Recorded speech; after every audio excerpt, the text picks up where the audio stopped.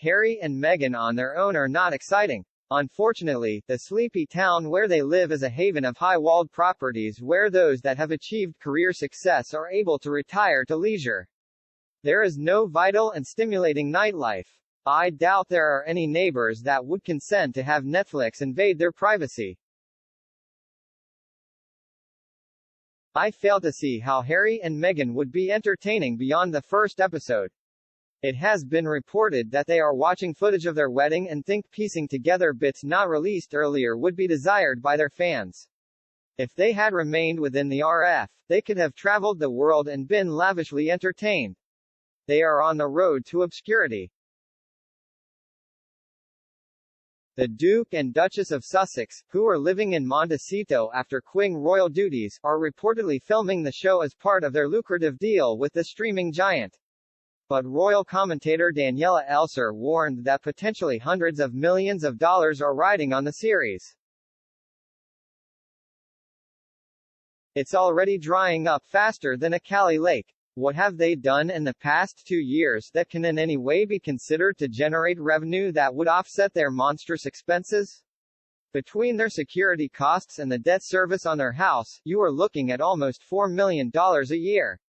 Add to that their other living expenses, her $5,000 lunches, her wardrobe purchases, etc., and their pot of cash is being rapidly depleted without any noticeable income streams. Ms. Elser claimed the fortunes for both Netflix and the Sussexes have lurched wildly since Harry and Meghan signed their multi-million-pound deal in 2020. The columnist highlighted how the streaming giant lost 200,000 users over the first 3 months of 2022, falling well short of predictions it would add 2.5 million subscribers. Meanwhile, she claimed Harry and Meghan were not exactly the sizzlingly hot property they were back then. Ms. Elser claimed the couple has failed to genuinely set themselves up as leading voices of the day since stepping back as working royals.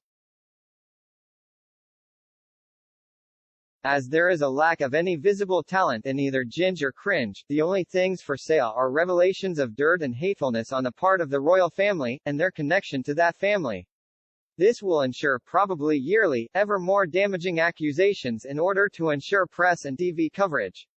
Eventually, it will be reported with accompanying whinging and wailing that William knocked Ginge's dummy out of his mouth when he was a year old and that his entire life has been scarred as a result, together with leading to mental health issues.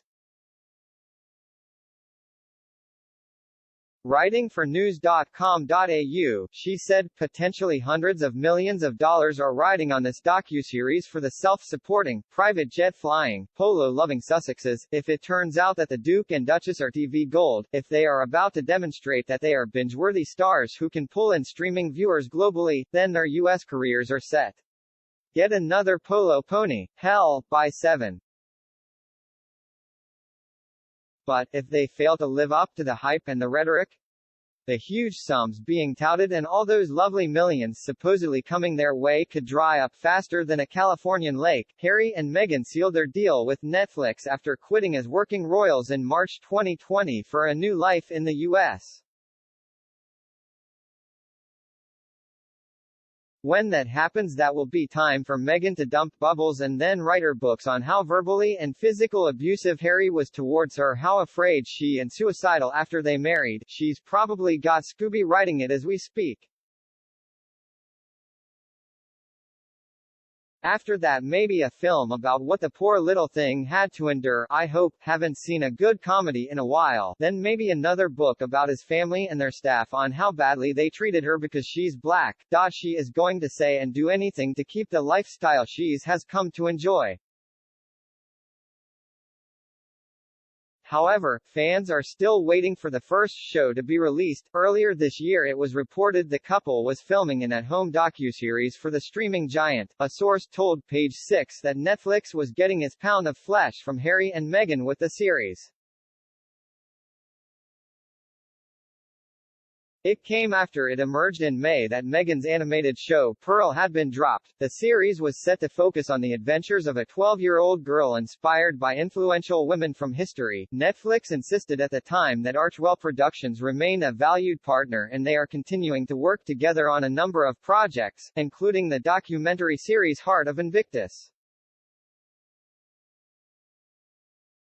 It comes as Harry and Meghan are set to visit the UK next month for the first time since the Platinum Jubilee. They will also travel to Germany as part of their trip to support several charities close to their hearts, their spokesman said.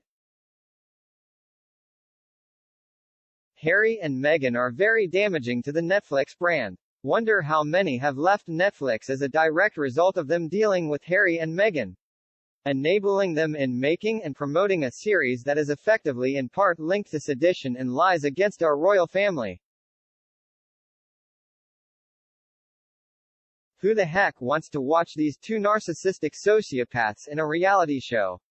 They're trying to be the Kardashians 2.0, but it won't work. They're a boring pair, so all we'll see is Markle feeding the chickens and has-been juggling his balls. One episode should finish them off, that's if they can fill one whole episode. Their self-belief in themselves and their brand is almost commendable but, in reality, delusional. The toxic two are trying to peddle something that everyone knows is hypocritical and from a privileged point of view. Whatever respect and deference Ari thought he had was accorded to his rank when in the military, and his position within the RF. I think this is why they are still sniffing around the UK despite their abject humiliation during the Jubilee celebrations.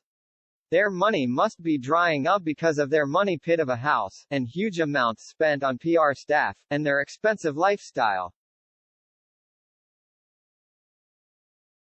Oh dear, how sad. Never mind, that's why they want to worm their way back here. If they are so skint, why not ask all their fans to chip in? I am sure they could raise about let's see, £25. Let's hope they still read the letters in the online papers, and it shows them we don't want them. They don't show any respect to the people here, so why should we reciprocate? Dim Harry and Mimimi Meghan are boring, greedy, and soulless, and because they treat others so poorly, they have no interesting supporting cast of friends to make their Netflix program about themselves worth watching and fun. Who has the time to watch endless replays of them being filmed collecting self-paid for awards and another fakery? She probably has her next victim in her sights, doing the poor little me. I have been lead up the garden path. Harry lied, he told me lies. I am so hurt, I am upset, I need support, help me, this is my ex-husband on getting me, his victim, to feel sorry for him when we started seeing each other and I fell for it. She didn't have millions, she was hunting for a rich guy. As her career faded, nothing to show for it really. Now she preens around like she's royal and superior to everyone, an authority based on nothing but a lie and perpetual victimhood. The number at that UN event said it all. Not sure if it was half full.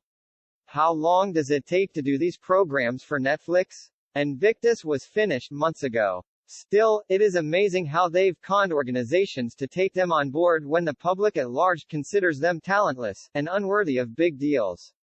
Fingers crossed Netflix loses another 250,000 subscribers. We must remember that haplessness comes from a background where financial control, words like budget, income, and expenditure are all alien expressions to him. In reality, I doubt he knows how much he has or how much is hemorrhaging from Montecito each week.